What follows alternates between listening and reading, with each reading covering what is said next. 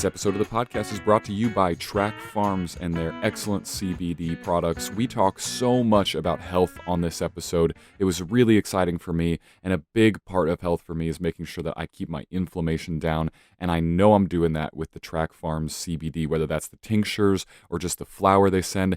They got some new stuff that I'm not allowed to talk about yet, but I'm going to soon, and it's just awesome to have a great source of excellent CBD. So if you're looking for some CBD, go to track-farms.com/strangers. Enter the code strangers at checkout and you're going to get 15% off your order.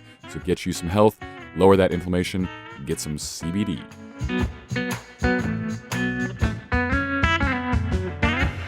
Dr. Angela Lucterhand, welcome to the podcast. Thanks for having me. I'm so excited to be meeting with you. We were supposed to do this, well, we tried to do this earlier. Yes. But you were on a world tour at the time. I was. So, obviously, you're in the RV capital of the world. Right. But I should tell people I'm back in Elkhart area. Yes. Yeah. Yes. So, I'm born and raised from Elkhart, RV capital of the world, Great. and had never been on an RV trip. Really? Okay. Yeah, but I travel extensively, not only for work and things like that, but I often do at least one or two international trips a year. Okay. And so it's always like jet setting somewhere and there's not enough time Yeah. to do like big, long U.S. trips. And then COVID hit. Yeah. And it was like, okay, now's the time. Yeah. What a mess. What a mess it's been for everybody too. But we're back now, and Andrea and that's going to get me confused because I have to balance. Last episode was Andrew and Andrea, my wife, obviously. Uh-huh. And now I have to go with Angela and Andrea. So I'll work on that. Mm-hmm. So Andrea and I are back in town with the RV. We just had to get a quick repair done on it, and we're literally here we got in last night. Mm-hmm. We are staying tonight, so luckily I'm not driving after like this podcast, but that's it. That's the whole time we're in Elkhart on this time around. But I told you like so long ago, I was like, put this on your calendar, because I've been seeing the things you've been doing on Instagram, and I'm so excited. I feel like a lot of the things you're talking about are things that I absolutely nerd out about. As anybody who listens to the podcast knows, I talk about health a little, kind of annoyingly. It's a big part of what I'm into and the thing I like to think about and do and all the cooking stuff. And So if they're already annoyed, then they're really going to be annoyed by I this think podcast. just skip it. Like if you don't want to hear about health stuff, just skip it because we're just going to go for it. And you've offered me, what is this exactly? Hop tea? Hop tea, yes. So this is a Colorado company, maybe in the next podcast. Ah. So this is actually a series where they wanted to highlight hops. So they took different hops, and based on the hop, it gives a different flavor profile. But it's just basically like carbonated hop water. This one doesn't Okay. even actually have tea in it, but usually they do like a chamomile tea with hops. So it tastes very much like beer. Yeah, and It's okay. carbonated, Okay. but there's no alcohol. Okay, let's give it a shot. Yeah. I'm doing Sober October, Yes. Perfect. which I'm not a heavy drinker, but I do like a couple glasses of wine maybe with dinner, Uh-huh. and I already feel like, wow, I feel like the evening comes and I'm like, wow, I'd love to relax right now, and I have to do that on my own now, which is Yes. probably really good for me, right? I mean, Yes. I feel like sometimes there's that That's really checks and balance. Like, okay, Mhm. why am I drinking? Am I by myself? Is this a celebration? Because all of a sudden sometimes it can it's a snowball dangerous for one. It's a people. tricky one. Yeah. And I do have the addictive, quality about me. Like it's easy for me to start relying on things. I feel like a little too much. Yeah. And like the recent thing I had to cut out was streaming. I had to get myself off of streaming anything. So now I can like watch a movie with Andrea if we're having dinner, but like that's it. Because I would have Netflix on all day, and that really started to cut into my brain and productivity and all sorts of stuff. Have you watched The Social Dilemma on Netflix? No, because it came out as I was doing that. So no, I'm not caught up. And it's going to make me Yes. behind on all the pop culture stuff because I hear so much about it, Yeah. and I'm not going to be able to watch it anymore. But what's it all about? Well, a lot of the executives or algorithm people that build the software and whatever for like Facebook and Instagram and Pinterest, they all basically got on there and told the secrets about how they make it addicting for Ooh. people. And they were catching themselves being addicted to it, even though they were the ones formulating it. And so Right. they were just saying that once they learn you and your habits, they can feed you what they know you want so that you're on there longer. And then that gets paid by ads and, stuff like that. So creepy. So it was a big push for there to be some regulation on what was allowed for media to do with Right. people's behavior data, if you will. Right. You try not to spend too much time on social media, from what you told me a little bit before we started. Yes, it's very difficult though. Mm, Yeah, like I avoided it forever until it was just like you can't have a business or exist or educate people right. in today's world without being a part of it. Right. So, Yeah, don't I know it? I mean, that's what Andrea and I do is we travel and make content for people that we put out on social media. But I don't know. I think that if everybody was using social media to help create content that was about education or about getting a message across that was, helpful and productive and useful for people, that'd be one thing. But it gets kind of twisted when it's about bringing in clicks and being controversial and doing all sorts of things. I think I don't know. That I always encourage business owners to just legitimately be themselves and not try to get sucked into that because yeah, it's a dangerous black hole. it definitely is. It'll leave your business like completely soulless at the end of it. So Mm-hmm. let's not. But you make all sorts of educational stuff Yeah. for the old Graham, which I was really excited about. Like the day. So you were asking me like, what are we going to talk about on the podcast? I never know. Mm-hmm. But the day that you asked me that, you had posted something on your story about shortening. Yeah. Versus butter versus fats or different things like that, and Yeah. that was news to me.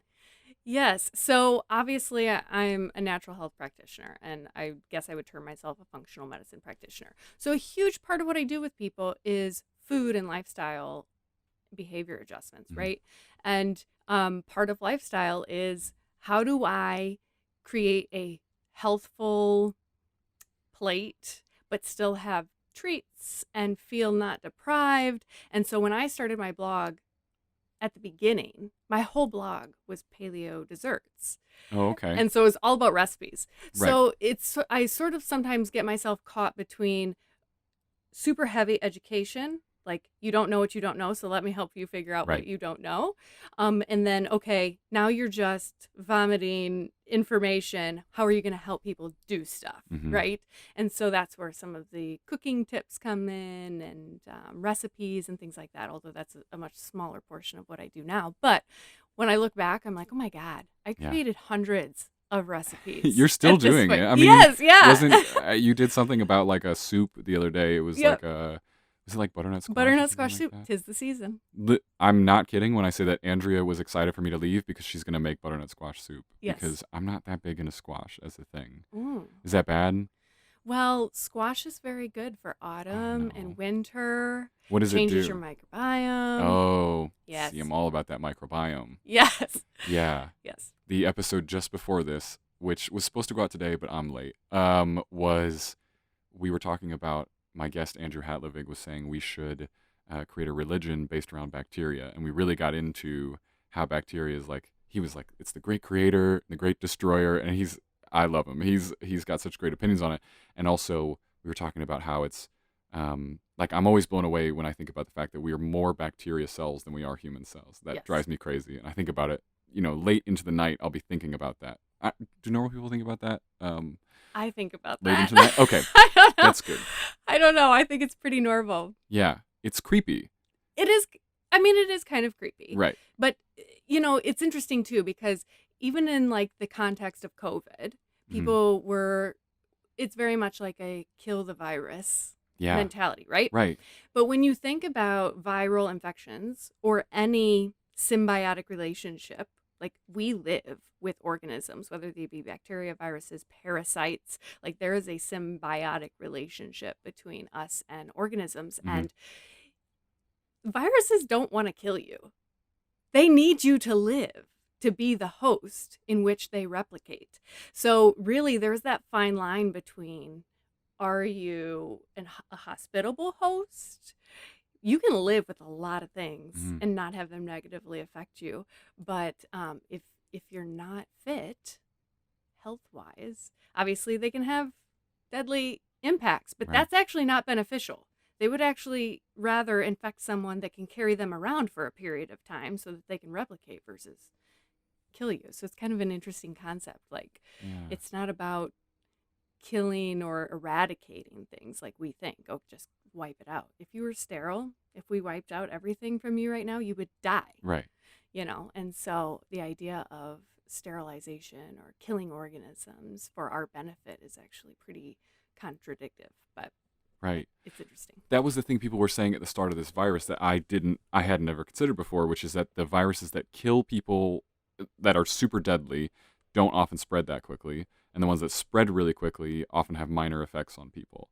And the most dangerous ones are the ones that meet kind of right in the middle, which I don't know which one this one classifies as. It really seems more like the one that spreads super easily but doesn't necessarily kill people. And the scary part is we don't know who it's going to kill. It just seems to have like random effects on people. That's my read on it, at least. What do you think? Yeah, I mean, verdict's still out for a lot of Mhm. things, and obviously that's a controversial topic. But I will say that the US is in a tough spot. And I'm actually hoping that post-COVID, we implement a lot of initiatives to regain our health, because you're learning that the ones that don't fare so well are those with metabolic syndrome type issues, Mhm. diabetes, like obesity, very treatable, preventable things that we sort of just sweep under the rug or manage with medications that are so easy to reverse Mhm. with lifestyle that I mean, I lived in a third world country. So I was in the Peace Corps for a while, and I lived in Africa. And they have so many, like they don't even believe in sanitation because they can't see the organisms. Right. So trying to teach them to wash with soap was a weird concept to them, because if they couldn't see the organisms, they didn't understand what they were trying to wash off. And people, even with no sanitation and whatever, that are healthy because they have no other option, right? As long as they have some hygiene principles, are resistant Right. to things killing them like that. Like, they don't catch the flu and die. Yeah. But we have an entire population of people that are metabolically broken, and that tends to be the biggest risk factor for how well you're going to fare, which is sort of scary when you Yeah. consider the population. This has been so much of the conversation has been around use hand sanitizer and don't go out in public and don't interact with other people, which that is the one that I guess makes the most sense. But don't go outside. We're shutting down all the gyms. Make sure you get your carry out straight to your door. Mm-hmm. There has been so little conversation on the other side of why don't we be proactive with our health? Because we're starting to identify with this the key things that make it so dangerous. And you're right, like you said, they're mostly preventable. They're mostly choices that we make about our own health, and that's a scary thing that we look at the symptom, and well, that's everything, right? Is that we look at the symptom instead of the cause and try to address root issues. But I don't know. It's a good time. It's been a good time for me since we started traveling, especially because Andrea and I have always been super into. Well, we haven't always been super into health, but for a few years, I guess we have been. I've always been intrigued, but I never felt like I knew what I was doing. Yeah. And I finally found some good resources and got good information and started to change things, and then you learn more, and it changes your whole perspective on everything. What was the resource that kicked it off? Because this is Yeah. the thing, right? Like, so I got a message from someone the other day on my message box. So I'm doing a walking challenge right now. So most of my stories are actually private for the people who are doing my walking group. And part of that is I just get to answer questions all day, every day. Not all day, every day. Which you like? I like educating people. Good. For sure. And one of the questions was, I get all of this misinformation or contradicting information. Like, is veganism good? Is vegetarian good? People are doing this carnivore thing now. And it's like so clickbaity almost in the world of how we obtain news, that it's like people just are like, screw it, because I don't even know what to believe anymore. One day intermittent fasting is good for me, but then I got a whole inbox of messages because there was a recent study done where the doctor said it didn't matter at all now. Oh, no. Like, so it's worthless. But when you open the study, they didn't account for what the people were eating at all. It was just whether or not you ate it within these windows, whether or not it had an impact on weight loss. And it's like, well, that doesn't tell you very much. That's a super narrow focus on what it, and especially the effect too. Was it just about weight loss? For the most part. That was the only thing? Yes. And so it was like, it's worthless. And it's like, then people read the news headline, intermittent fasting study shows worthless. There's that social media. There's that social dilemma. Clickbait. Just be controversial. Just say something people will click on. That's it. Doesn't have to be true. Yeah. So what started you on like, okay, I feel like I have good direction here?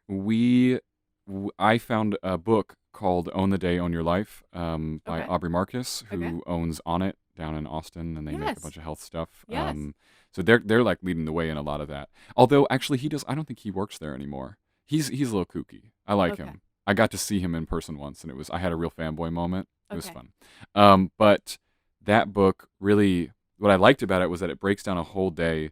And I'm always kind of obsessed with the idea of like there is some sort of perfect way to do stuff. I don't think I really have perfectionist tendencies. I'm just interested in that as a thing. Mm-hmm. And this book was like from waking to sleeping, let's plan a perfect day. Yeah. And it was like the concept was I want you to set aside this perfect day. You're going to do it like this, and here's why and how. And I don't think I ever did that perfect day, Mm-hmm. but the information as he goes through is so useful, and you just start implementing one thing, and then the next, and then the next, and the next.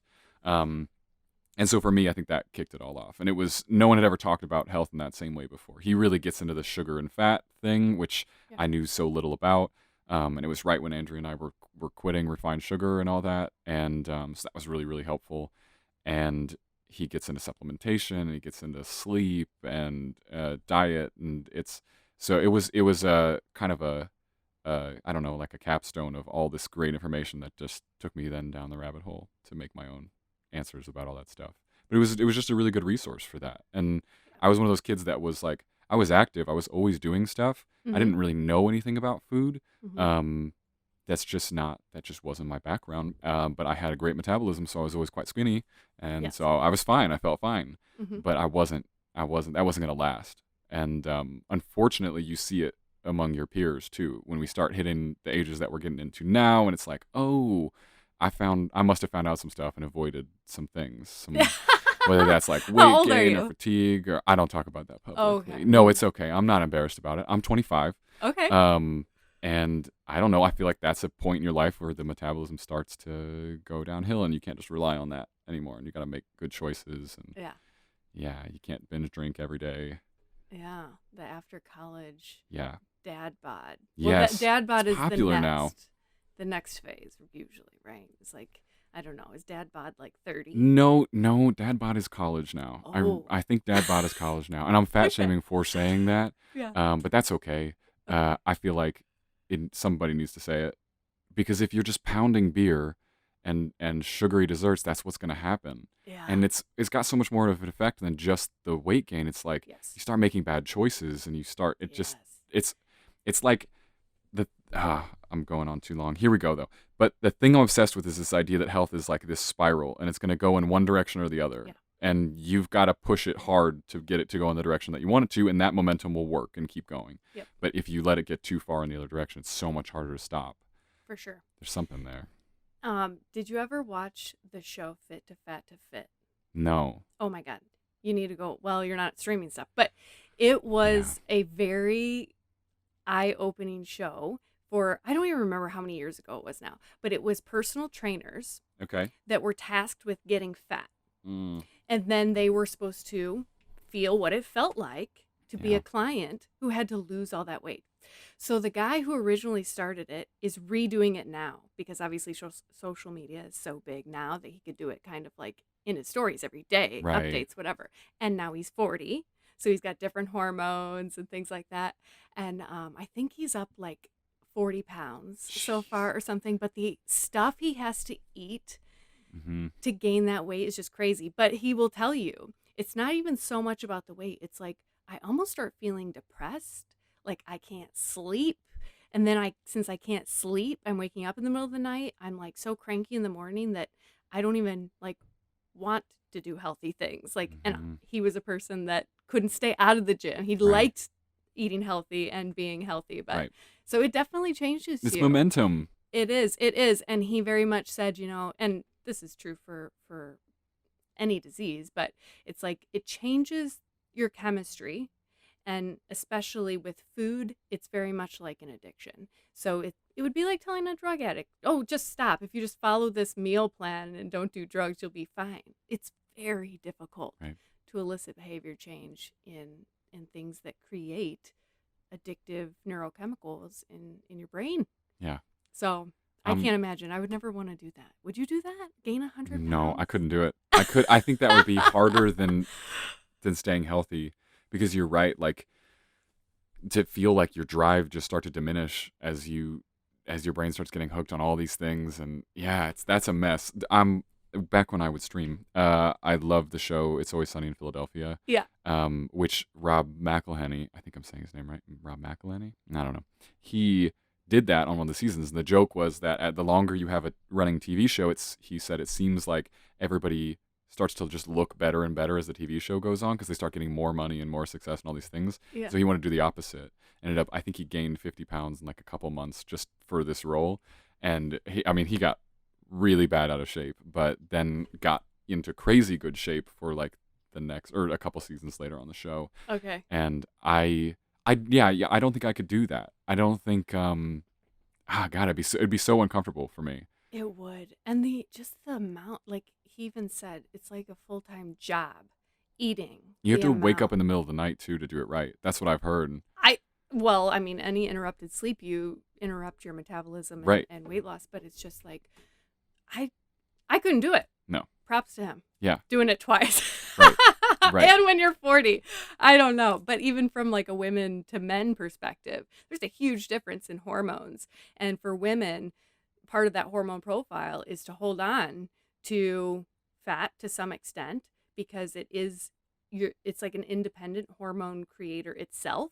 So fat actually creates hormones. So oftentimes you'll see like older women will start to get like pouches in their lower belly and things like that. And usually it has to do with the feeling your body feels like we don't have enough estrogen, or we don't have enough calories, or, whatever. And so there will be mechanisms to make sure that you are able to stay fertile and have a baby and whatever. That's the whole point of having more body fat. So for a woman, one of the trainers on the show that I saw was a woman, to gain that much weight and then have to lose it is like, I don't envy that. Yeah.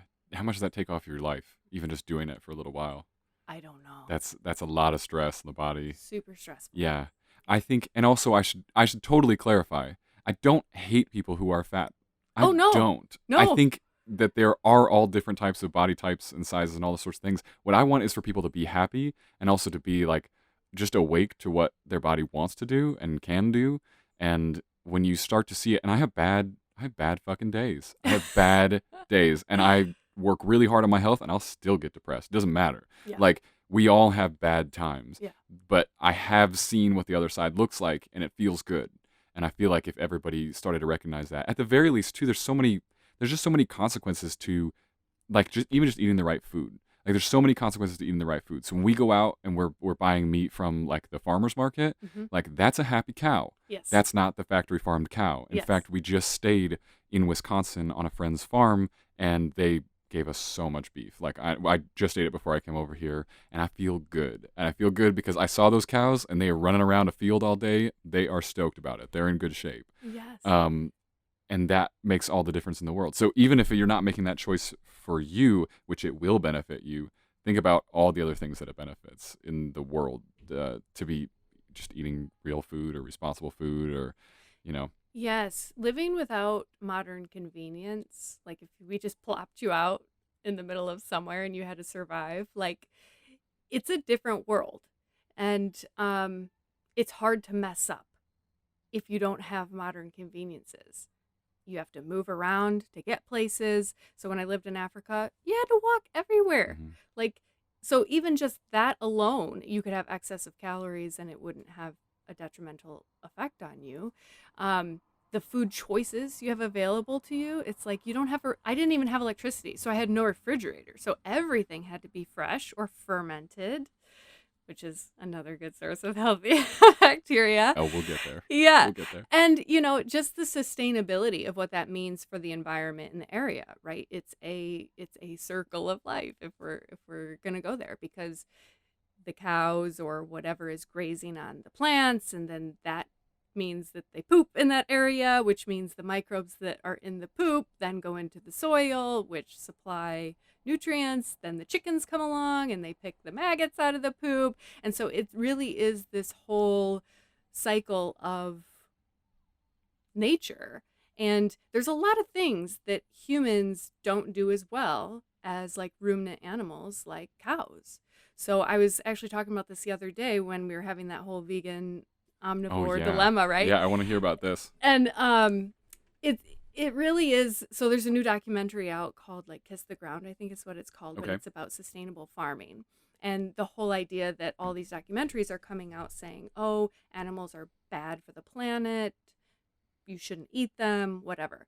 And there's a huge distinction that needs to be made when someone makes those statements, because in the world of the vegan studies, like the China study and some of those forks over knives concepts, like, oh, meat kills you or meat gives you cancer or whatever, lots of times when you look into that study data, it's like, where did that meat come from? Because we have grown up in a time when we feel like we know what a steak is, or we feel like we know what butter is. But if we didn't have the thing in front of us to identify it visually, but only had like the nutrition facts in front of us, if I put the nutrition facts for a corn-fed feedlot cow versus a grass-fed pastured organic cow, you wouldn't think they were both steak. Yeah, they're different. They're different. They come out different. It's like different. The omegas, I think, are one of Yes. the biggest things, right? Yes. So omega-3 fatty acids, very anti-inflammatory, grass-fed, right? The minute you put that cow on a slab of concrete and feed him gummy bears and corn and pump him full of antibiotics because he's in this confined area and that breeds sickness, all of a sudden you have super high amounts of omega-6s, which are inflammatory. So here you have grass-fed anti-inflammatory. It's like eating fish to some extent. And then you have the same thing that looks the same, but is totally different. Right. Same thing with butter. When they stopped feeding cows butter, the butter wasn't even yellow anymore, but people remembered that it should be yellow. So there was a point in time where they would actually dye it yellow so that it looked like it was supposed to be. Rough. Yes. Yeah. But really, that's just a reflection of carotenoids and fat soluble vitamins that are in there. But if it's like beige and white, same thing with egg yolks. You can tell what that chicken did. Yeah. I've heard debate on the egg yolk thing though. Yeah. Because they can dye it for one thing. If they feed them dyed food, they can make them darker yolks.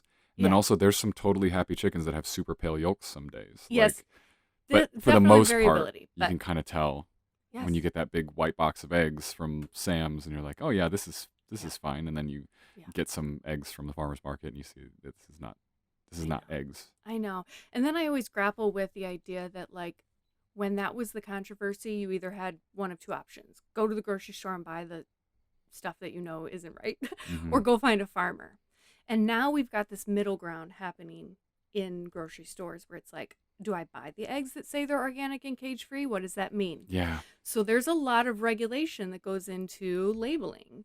If I give the cow access to pasture for X amount of months of its life, can I call it grass-fed? Right. And then just fatten it up on corn right before Right. slaughter, and then it completely is high in omega-6s again, but I can still call it grass-fed? So it very much is back to the circle of like, know your farmer, and like you said, look at the cows. Yeah. Go see. Yeah. I had a good conversation with Mike Galloway of Our Wyoming Life, he's got a big YouTube following about all the different ranch stuff that they do. Yeah. And he gave me the talk too and talked about how even a lot of the grass-fed meat that you buy at the supermarkets is not from America. So often it's going to be, I think he said they're from New Zealand a lot of the time, where the regulations are different. And because it's super expensive to feed cows only grass here in the US, I don't know, he had a whole thing about it. But basically what it came down to was, okay, like local happy cows, that's going to be the pick over anything else. And you're right, you get to the grocery store and God, I've been to so many co-ops where you see it's just the same shit that's in Walmart, but they've put leaves on the packaging and it's green and they're using natural. all sorts of words and it says natural. It says natural. All natural. All natural. And you're in marketing. yeah, but I don't like to trick people. Yeah. That's the difference. And it bothers me because literally it's not that hard. What you have to do though is a certain amount of self-education so that you can look at the ingredients and say, I know what that is and I know what that is and that, because they try to make it complicated. They try to make it difficult for you to look at that. Even isn't that a big deal with sugar too, that I think there's something about how the sugar lobby has fought putting percentages on daily values for sugar. So you don't see a percentage. You don't see that the Mountain Dew is like 600% of your daily Right. recommended sugar Well, intake. what's the daily recommended I sugar know. I intake? agree it's hard to nail Right. down, but how have we been able to set that standard for fat and protein and whatever? Well, actually, does protein do it? Well, because Carbohydrates do it. those are essential requirements for life. Right. Sugar, not so much. Right. You could never eat a drop of sugar ever and be totally fine. Right. You couldn't do that with protein or fat. You used to need carbohydrates, but just not simple carbs. carbs. But sugar is a form of carb. Right. Right. Yep. So, no added sugar, it's still, it can be a carbohydrate. Yeah. So it's interesting though, too, because with industry, it was maybe like 5 years ago now, I did this whole thing that I was trying to figure out what was I spending the most money on at the grocery store that maybe if it was easy enough, I could make at home. So one of the things was coconut milk ice cream.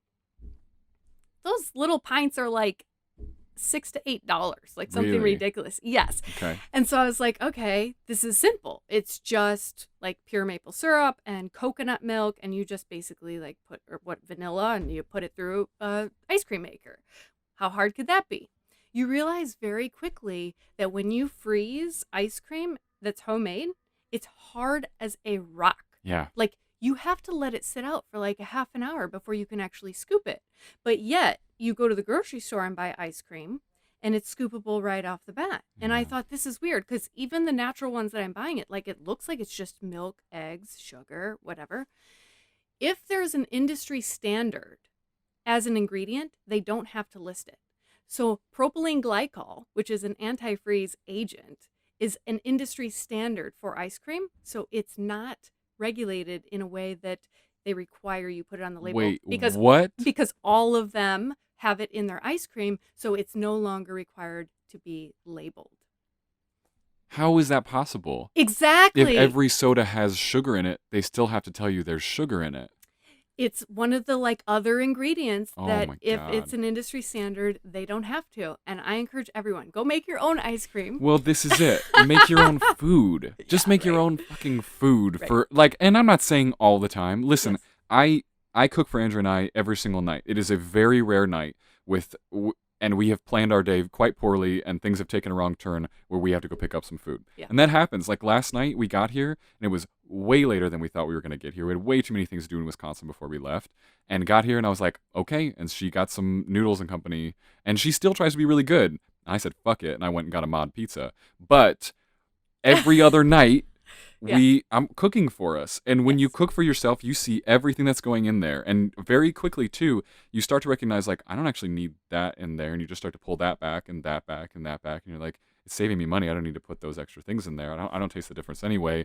And when you start, paring down off of sugar, everything starts tasting better and all sorts of stuff. It's just, if you get in touch with what you're cooking, and then you go buy that thing from the store in the pre-made thing, you're going to look at the ingredients and be like, what the fuck? I make it with 5 things, and there's 40 things in this ingredient list. Because it's business. And we own businesses, need to be profitable. And so you'll notice too, salads a lot of times are super expensive on the menu at a restaurant. It's because if it's perishable, it has an expiration date in which it can make money. And so if it can sit there longer with preservatives and things like that, it has a better chance of being profitable for a business. I mean, heck, if you pick strawberries when they're ripe, it doesn't take very long before they start going bad.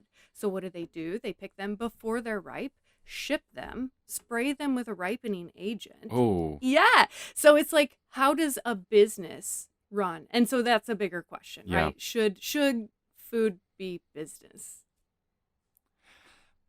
It is the fact that we're so specialized as a society. So you're supposed to go and do your job, your very specific job all day long. Yep.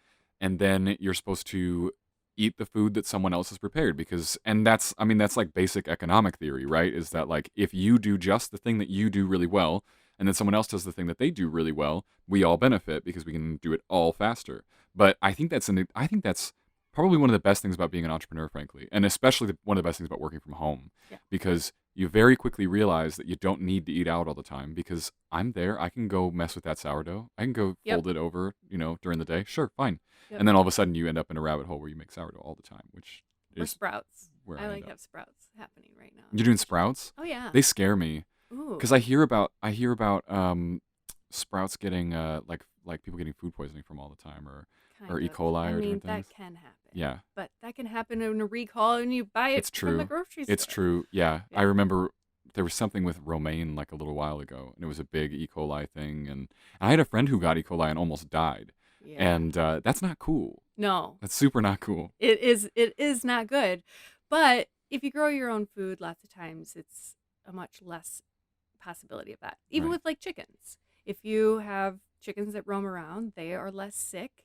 And so therefore the salmonella concern with that is much lower. And Right. so there's a lot of things that come into that. But yes, you could potentially get some type of bacterial overgrowth with anything that you make, but sprouts, that's one that people bring up. But I've never had it happen. Could you You can cook them too. make them more acidic somehow? Like, could you dunk them in some apple cider vinegar or something and just kind of give I them a wash? I don't know. I don't know that much about sprouts. I don't know. Yeah. Usually you buy the seeds that Mhm. say they're prepared for sprouting so that they have less risk of that. Okay. If you buy ones that are meant for like planting outside, Right. they have more bacterial Right. opportunity for contamination or whatever. Right. But I've never had an issue with it. Yeah. That's good. Yeah. Hang in there. Yeah. Yeah. I mean, I always have like some weird experiments. I did coconut water kefir. Kefir? Yes. Everybody says it different. I say kefir. Kefir? Kefir. Like Kiefer Sutherland? Yeah. That's why I can't say it, because I'll just think of Kiefer Sutherland. every Yeah. time. And that thing, you have to keep it alive. Like, and so you can't go on vacation. Yeah. Because in a couple days, someone's going to need to give that thing more Right. sugar to ferment more. It's like, it does turn into a job, like you said. Yes. And so if you're home and you have the land to exist on or Mhm. whatever, I couldn't do what you do because I would miss gardening a lot. Yeah, that's a hard one. Andrea Yeah. loves gardening, Yeah. and she really wants to garden, but what are you Yeah. gonna do? What are you going to do? But I have two pets right now, Okay. which is my sourdough starter Yes. and my kombucha. Yes. Those are the two I do right now. So did you buy the SCOBY? Or No, did you I made get my it? own SCOBY. Oh, wow. And now I have to throw them away every time because I have like 10 of them in a jar in what they call SCOBY Hotel, and I have to toss them because there's too many of them to keep up with. But we did like a whole milk kefir Mm-hmm. or kefir a while ago, back when we were living in Denver. I just had too much problems with it. Like, what I like about kombucha is it's honestly really resilient. Like, from Yeah. my experience, that thing can be cold. I can seal it so we can drive and it doesn't spill everywhere. It can be in a hot place. It does not matter. Like, you literally, just the difference between cold and hot is how often I'm gonna make my next batch. Yeah. Like, that's the only difference. Yeah. But kefir for me was not like that. But I didn't do the coconut water one. I did the full whole milk one. Yes. And you literally have to make a quart a day. So you have to drink a quart a day, Yeah. which is hard. Yes. It's not bad. It tastes really good. Yeah. But every single day, you can't miss a day. Right. And that's a lot for me. Yeah, that is a lot. Yeah. But when you think about that, like, okay, so that's so simple and it self-perpetuates. Right. Right?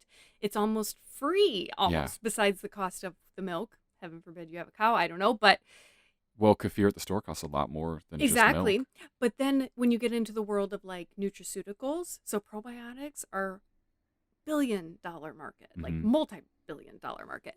And the amount, so I always play the game of, do you have more time or money with Yeah. patients? Do you have more Yeah. time or more money? Because if you don't have any time, then you're probably not going to do what you just did to get fermented foods in your I house. do both. Do you do both, or do you just pick one, probiotics or? Well, so I Probiotic. tell people, here's the food that you can do. Will you eat it? Do you appreciate the taste for sauerkraut or kimchi? You should or like it whatever? for sure. Right. Or will you take the time to make it? If you will do those things, super affordable.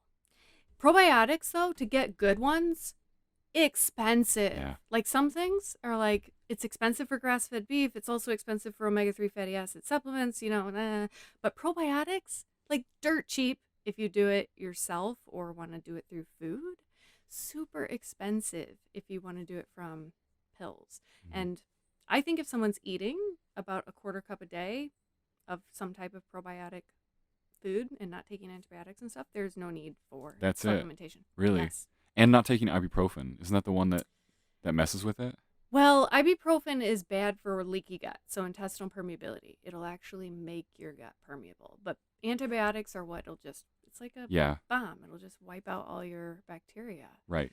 It's like insane. Every medication has a negative impact on the bacteria in your Right. gut, but antibiotics for sure are some of the worst. Mhm. But it's like if you're willing to eat the foods, it's pretty affordable to get, good organisms, Yeah. healthy amounts. And you can also heal yourself a Oh, for lot of sure. things. Like Yes. I love how it's funny to me because I feel like family gatherings always turn into just like the list of everything that's wrong with everybody. Yes. And I feel good because I don't often have anything to add Yeah. to that list. I'm like, well, I'm pretty good. Yeah. Although I got bit by a dog the other day. Is that weird? That's a legitimate injury though. Yeah. Yeah. I might be rabid. It's like, it's trauma. Trauma's different, right? Yeah. Yeah. Look at this bruise on my arm too. Oh my See that? gosh. That's just string slap from a bow that I was shooting. I was being really dumb. I had this bow that my buddy was drawing back, and my bow's about 50 pounds of draw, and his is 70. And I thought I could do it for sure. I couldn't fucking get this thing back. And then I finally was like, all right, if I turn my arm just a little bit different, more like I'm used to, I can do it. I didn't expect to get it back, and I was like, let me just shoot this arrow. I hadn't put my wrist guard on it. Oh yeah, my It's gosh. fun. But yeah, I get those types of injuries like Yeah. all the time. I hurt myself a lot. Those are normal. So my degree is in chiropractic, so I'm a doctor of chiropractic. And I've always done functional medicine in conjunction with that. About 5 years into my career, I went strict functional medicine, and I haven't been adjusting anyone. But I used to see very different populations of people. The blue-collar factory worker and the white-collar, I sit at a computer all day. Guess which one had the worst spines? It's got to be the white collar sitting at a computer all Yes. day. Oh my Absolutely. gosh. So it's like the injuries that the factory workers came in with. Maybe they strained a muscle or picked up something too heavy or Right. bruised Or themselves. even just repetitive motion that like builds one side of your body so much, and then Yeah, that can happen, and that's more now, right? Like you were saying, do the one thing that you're good at. So you might have one space on the line now where you do one motion over and over, but if they're moving around and building things, I don't know if you went to the RV factory where they did. built your thing. Yeah, they're I all did. over the Oh place. yeah. But they have I was jealous. They have much different injuries. But when you actually take a look at their spine and can't see the person, just their bones, so much better in terms of just normal structure and arthritis. I mean, unless they have a repetitive job, they might have more arthritis. But it's like desks are killing people. We're supposed to move all day. We are. We're supposed to move all the time, all over the place, in weird positions, all sorts of things. And if you have to, if you can't do that during the day, which I can't, because I also have to sit at a computer or take phone calls or whatever, although I do the phone calls walking around quite often, which is fun. But if you can't, you have to simulate it. You have to make sure that you get that workout in, and you have to do weird shit with it too. Like you can't, like you can't be, and I used to do this, I can't be going to the gym and using just like the barbell in all the conventional ways and that's it. Or even the machines that just isolate muscle groups. Like you have to do weird stuff, like carry a kettlebell in one hand back and forth across the yard over and over. Functional fitness. Right. So this is the functional part, which is, I don't, the functional medicine aspect. What got you into that part of this? Or like you used to adjust people and now you don't. So why the functional medicine thing over that? I think that even when I was in chiropractic school, that, in my opinion, at the time, was the most widely accepted alternative care practitioner. So it was like A lot of people come from that background. Yes. Yeah. So it was like, okay, I knew I was on my way to medical school. I was like, I'm not doing this. I won't even take aspirin. Like, I don't feel like prescribing medicine all day to people. I don't think that's a good solution, and I'm afraid I will be trapped. So I was like, I'm not going to do this. I'm going into the Peace Corps. So I did public health education in Mali, West Africa. And then when I got back, my mom was like, well, I work with this guy at Bayer.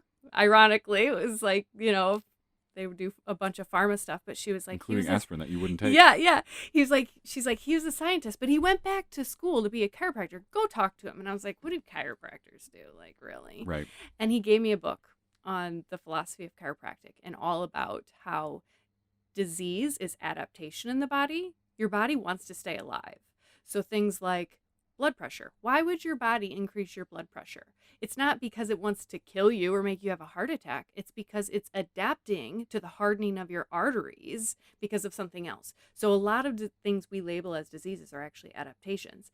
But in that book, it was all about getting to the root cause and fixing the root cause. And I was like, I'm sold. Like, I'm going to chiropractic school. But at the end of the day, I always knew that I wanted to take a root cause approach to disease.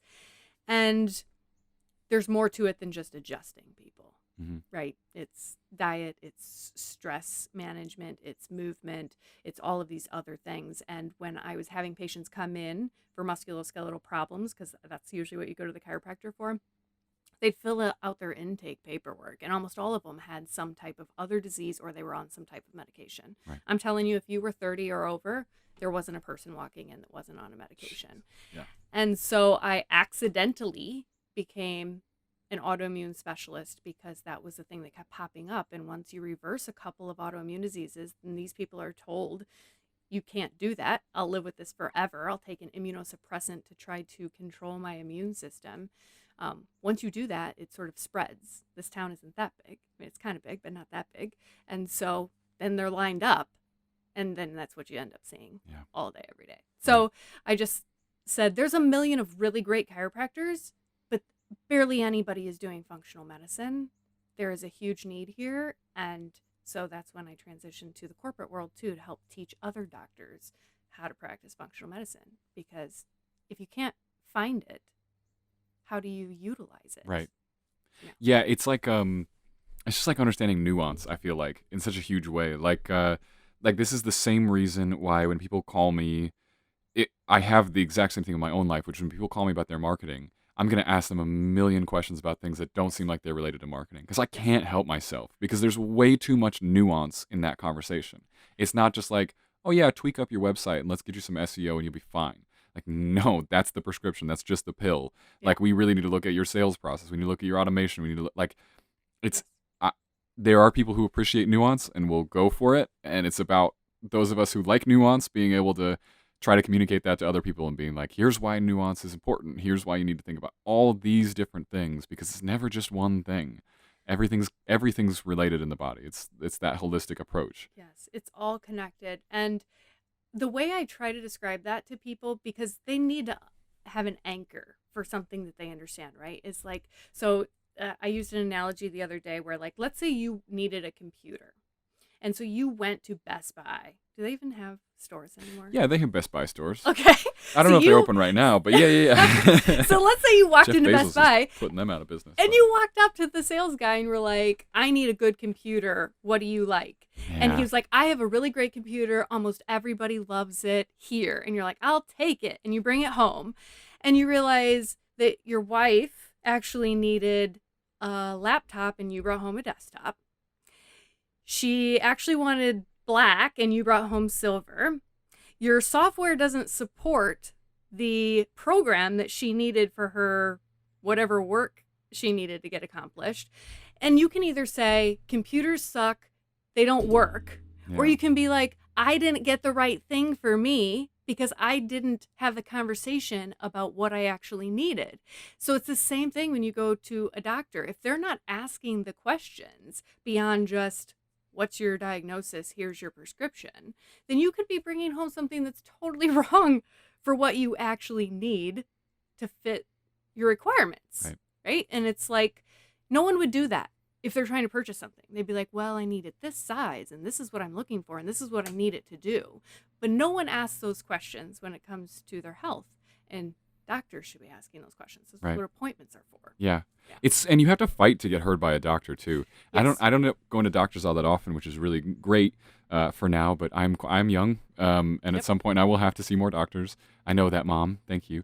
But she gets really mad because I don't go to doctors and dentists, and I'm just like, no, I'm fine. Everything's cool. Yeah. I'll be bleeding out of my eyeball and be like, I'm fine. It's cool. But where was I going with that? So they don't spend much time with you. No, they don't. But that, I'm telling you, I've worked with lots of doctors, even very traditional doctors that are frustrated with what their situation is. Yeah, I don't think they're horrible people for that. No. It's the fucking system they're up against. It's regulated by insurance companies. Right. So they only get paid if they see X amount of people and they can only get reimbursed certain things Yeah. for within an appointment or within a disease scope. So it's like even just getting a complete lab that you need.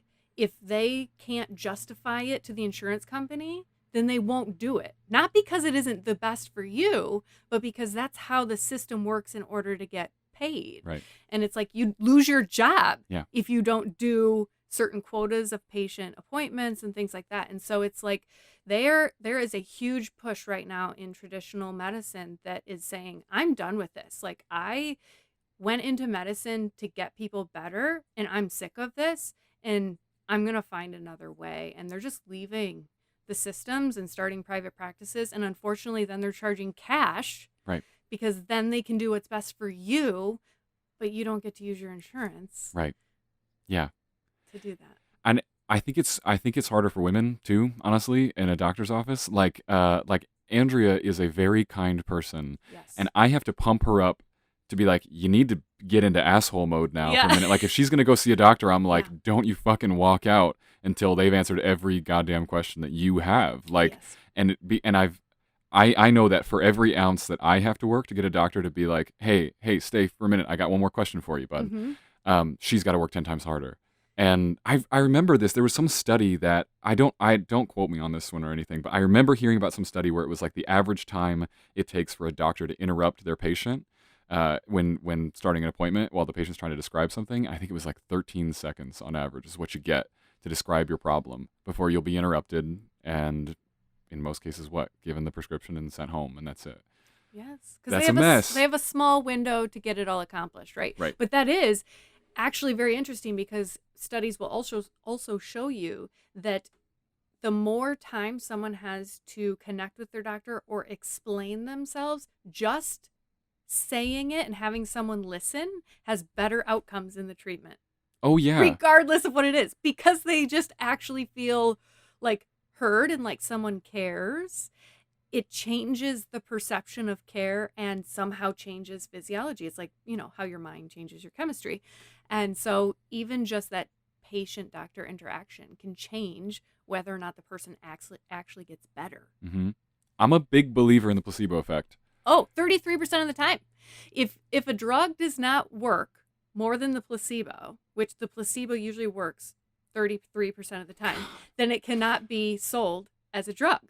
So placebo, a water pill, a third of the time will fix your problem. Because you think you're taking something to fix it. This is what I'm so into that. I think that's great. I think it's crazy. Yeah. I think it's crazy that we test against it and then ignore that 33%. Because that's nuts. But I try to do it with literally anything I'll do. Like if you take any amount of supplements, whatever, mm-hmm.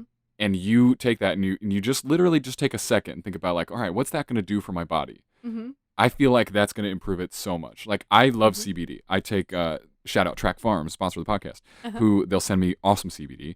I know for a fact that makes me feel better, mm-hmm. regardless of any of my own placebo. But I will specifically take it with an intention, or they'll send me just the flower and I can just smoke that right before bed. And I'm like, all right, this is relax time. And I'll like make a ritual out of that. Yes. And that makes it such a different effect because I know that I'm buying into this thing.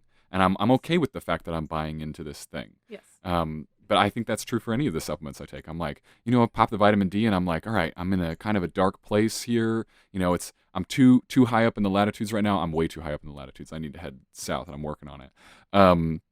It's getting too cold for me here. But I'll think for a minute, like, all right, here's my sunshine for the day. Like, think about what sunshine makes me feel. Like, all right, cool. And you just, I don't know, just adding intention to the things you're doing makes it so different. Definitely. There is a book, if you haven't read it, called Biology of Belief. And it was a professor who was teaching at a medical school who was starting to realize that so much of changes in physiology were actually due to nervous system and mental aspects of things. And he sort of was shunned then and kicked out of the medical school for bringing it up. So he ended up having to teach in the Caribbean or something. But he wrote this book. His name's Bruce Lipton. It's called Biology of Belief. And it's all about how your mind actually changes your physiology. And for him, it was very much like scientific. It was like, wow, what am I seeing? And then that's always like the question too, like even research that's being done, if it doesn't fit the people funding it. Right. Do you There's even always get an the real interest. answers? Yeah. We don't get a lot of pure science. Yeah. Um, Yeah. Super unfortunate because all of us are looking around like, all right, we'd like some objective answers about some things, and you Yes. can't find them.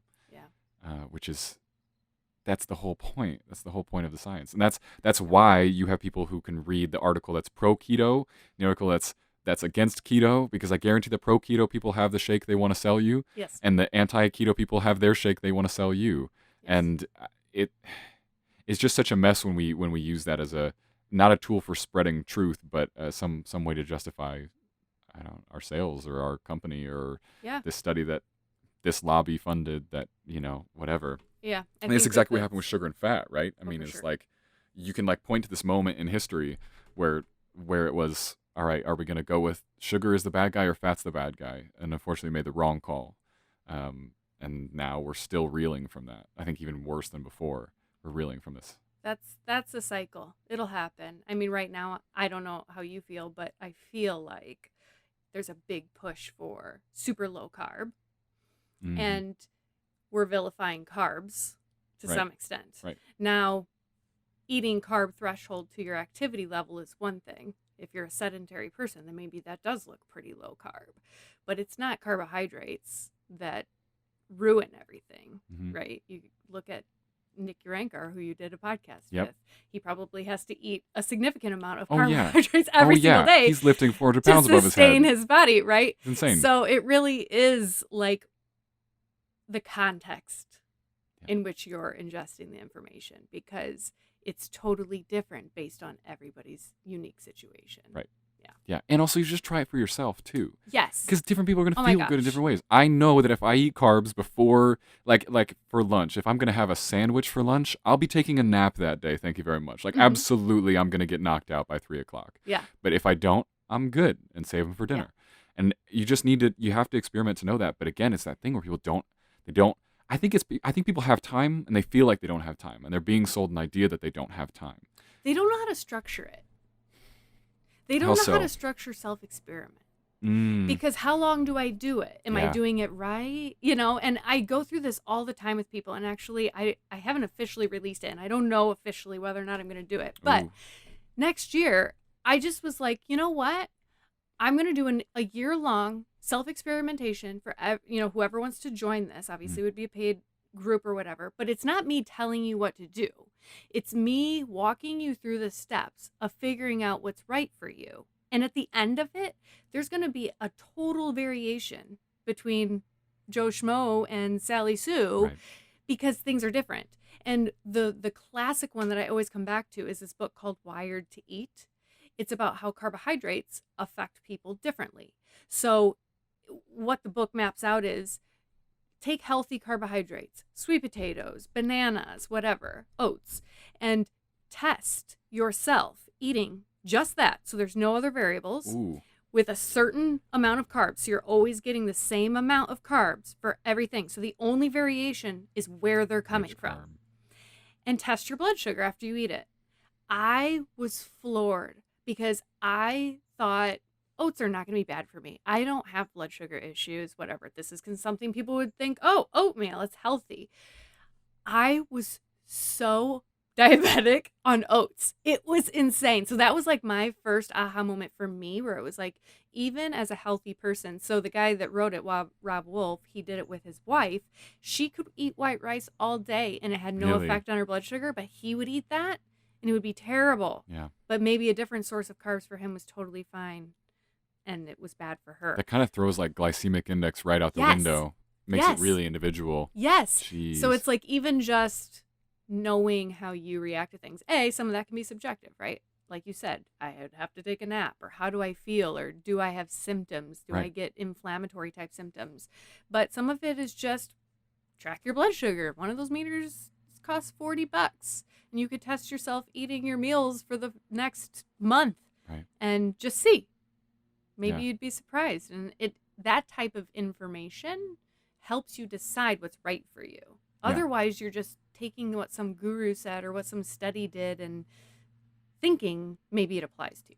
Right. Maybe it's a rule. Maybe it's just a rule because we like rules. We We like like when rules. things work for everyone and the same thing for all of us. But then we hide so much information about food. And I mean, especially like it's one thing even to go to the grocery store. It's another thing to go to the grocery store and read the ingredients of what you're buying. And then it's a third thing to find out that information from a restaurant. And I think so many people, and I know that I'm privileged in saying this because I get to cook. I have time to cook. Yeah. So a lot of people are stuck having other people prepare their food for them. And then you have no fucking idea what is in that food at all. No. You can take a guess, but you're not really going to know. Yeah. And that's always bothered me. And I wish more people were bothered by that because I think that would change a lot of things. Like, we'd have to be really transparent about what we're feeding people and what is food and what is not food. Yeah, food-like substances, right? Yeah. Yeah. Transparency is key. But like you said, if you ever have the chance to do it for yourself, just having the opportunity to do it for yourself for a period of time helps you ask the right questions. Yeah. Even when you're not doing it. Well, what do we consider a vacation? Like culturally, we consider a vacation to literally go and do nothing and have everything done for you so you can just relax. And that's fair enough. Yeah. But I feel like people need to take a cooking vacation. And like it's a vacation where you get in touch with everything you eat. And that's always such a great rule. I think it was in like one of the Michael Pollan books. It was in Cooked or something. It was some chef's advice was you can eat whatever you want, but you have gotta to cook it. That's it. Exactly. And I literally posted that the other day because it's such a good concept, because guess how many times you will go to the effort to make Pop-Tarts or go to the effort to make pizza or a pie. When those things take time and effort, you do them a lot less. You're like, it's just easier to make my vegetables. Right. Like baking is a beast, but like steaming some vegetables and grilling a burger, so easy. Yes. And that's real food. There you go. Yep. Although the one area where I fight hard I fight hard back against the gluten-free thing. Do you? I'm a big sourdough believer. Yeah. I buy it. I've done all of it. So I lived in a world where bread was fine and I ate bread, and bread means carbs and it's on the bottom of the food pyramid. And that means I need lots of it. Yeah. And then I said, I feel terrible and I'm going to not eat gluten. I did that for several months. Maybe I did it for a long time. Andrew would know better than I would. Mm-hmm. And then I started learning, I read Cooked and I started learning about fermentation, and that was a whole new world. And then sourdough happened. And then I learned, I've been really miseducated on what gluten is. Yes. I'm a big believer in that. But maybe I'm wrong. Maybe I need more information. No, I think there's 2 points that people miss on that. One is, what have we done to wheat, right? Yeah. Because genetic modification of things changes it. And we approved, like, Roundup and genetically engineered things, thinking that it wasn't bad for humans because it only was bad for bacteria. But what did we just say? We're more bacteria. We're more bacteria. So that whole shigmate pathway, we didn't realize how much of that were going to impact our microbiome. That wasn't a thing. We thought genes were everything. Mm-hmm. Well, now we actually have a microbiome project, and we're realizing microbiome is everything. So what have we done to wheat, right? So that's a problem. The organic or non-organic, genetically modified or not genetically modified versions of things. And then the other question is preparation. So quality and preparation. Because if you are going to take the time to get nutrients out of things like beans and grains and things that that have gluten, then are you going to soak, sprout, or ferment? Right. Because if you don't, the only protective mechanism for that plant's survival is the endospore, which is sort of like this hard thing that has a bunch of phytic acid in it, lectins, which are irritating to our digestive tract. But when you soak, sprout, or ferment, you pre-digest all of that. So even though sourdough isn't gluten-free necessarily, it's significantly less gluten, and everything is pre-digested than if you just took wheat and made bread. And there's different ways to do it too. Like I've baked all different types of them because you change the hydration in your sourdough, and that's going to make a difference. Because if you have it's the way I heard it described was like if you're trying to cook a pot of rice, if you have like enough water or not enough water, and that's how digested that's going to be for you. And so I try to work to have a higher hydrated loaf because I know more water will help that process go faster and break down. But then even as you're baking sourdough, you have to decide, am I going to eat it today? Or am I going to let it bulk ferment on the counter, and then it's going to go in the fridge for a full overnight, and then I'm going to eat it the next day, and it starts developing acetic acid and lactic acid and all those different things. it matters how long you give it too. Mm-hmm. So you decide. And I feel like there's levels of health with my sourdough. Like, Mm-hmm. I can make pancakes the same day that I have some sourdough discard I need to get rid of, but I know that flour didn't have enough time to break down. Mm-hmm. Or I can make them the next day and leave that pancake mix in the fridge for a couple days. And it's such a huge difference, but you have control when you start to learn about it. You do. And it's living, right? And so you also learn about how the environment impacts the living organism. So you are no different. Depending on what you plop yourself in terms of an environment, it may be a healthy loaf that you have. I get slower when it's cold. Yes. And more active when it's warm. Yes. Which is why I don't belong this far north. I know. I'd say Elkhart like it's far north. It's not far north, but for me, like I would like to be in Tucson now. Yeah. If I could help it. I like warm weather. Yeah. Well, because you move faster. Your bacteria is happier. It must be, right? There's something. Sunshine is just good for the Got a soul. lot more However, your microbiome does change with the seasons. And so you actually have a decrease in your microbiome diversity when you get on planes. So obviously it's not the same thing when you're driving around. But I would think it would be interesting to track your microbiome. You should do this. How do I do that? Do like a stool test. Fun. Every quarter. Oh, good. Yeah, right? Because it should shift with the seasons because it is responsive to light. So when your eyes see light, it knows to wake up. Okay. Right. And when you feed it, it knows to be awake. So there's this whole like relationship that's happening. And based on what you feed it, certain organisms will populate more, populations will get smaller, and that is seasonal based on where you're living. Whoa. But if you're traveling around all the time, like I wonder how that allows your microbiome to transition. Yeah. And who you live with actually changes your microbiome too. Really? Yes. So like if your wife was on antibiotics, your microbiome would change from living with her. The microbiome on her even changes. So you have a microbiome on your skin. I'm assuming you guys kiss and things like that. Anytime you have exposure to each other, that influences the microbiome. And obviously you're not like swimming in feces, but whatever you poop out or pee out into your house and it goes into treatment plants and goes into our water, that also impacts the microbiome of the community. So like if you were on a medication, we are all taking antibiotics every day and antidepressants. That's one of the most common things they find in water supplies. No. Because you're just trying to kill bacteria that would make people sick in water treatment plants. You're not filtering it for like medications. Right. And so who you live with changes your microbiome. Who your community is affects your water. And so for me, it's a really big thing beyond myself. Yeah. Oh, my camera just died. I'm going to switch it. Okay. Everybody just listen in silence. I feel like that battery should go like a little bit longer, but it just doesn't. That's a GoPro, correct? Yeah.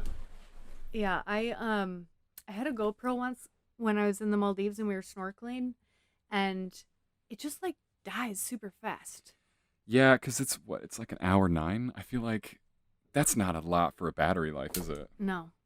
But that's okay, because video's quite new for this podcast. I haven't done video all the time. Yeah.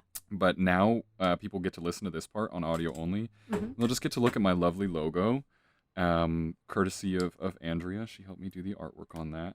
Awesome. So, wait, why is it saying no? Because that couldn't be right. Hang on, everybody. Hold on to your butts.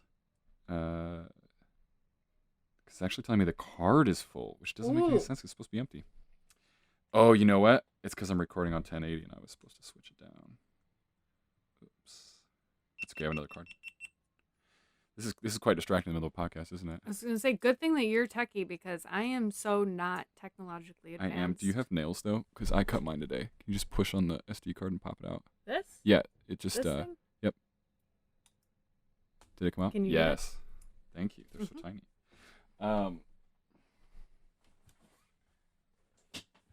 Yeah, I've been so professional lately because I had an episode. Oh, no, that was another episode I did in Elkhart. I met with Booker Leslie, who reviews craft beers, and he does a vlog about craft beers. Okay, yeah. And my sound card was getting full. Like, it happened twice in the middle of the episode, and we had to stop. And so then you were probably talking about a whole bunch of fermentation stuff with that too.